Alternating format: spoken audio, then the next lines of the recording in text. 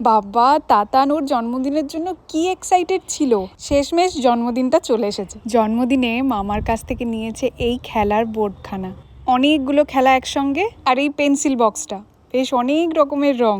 ও জন্মদিনে অনেক গিফট পেয়েছে, তার মধ্যে আরও একখানা দাবার বোর্ড পেয়েছে। বাচ্চাদেরকে এই সমস্ত খেলায় অ্যাক্টিভ রাখাটা খুব প্রয়োজন। জানো, দিদি আজ নিজের হাতে সব বানিয়েছে, যেমন এই চকলেট কেকটা। দিদির এই গুণের প্রশংসা আমি যতই করব ততই কম পড়ে যাবে। চেষ্টা করে নিজের হাতে বিভিন্ন রকমের রান্না করতে।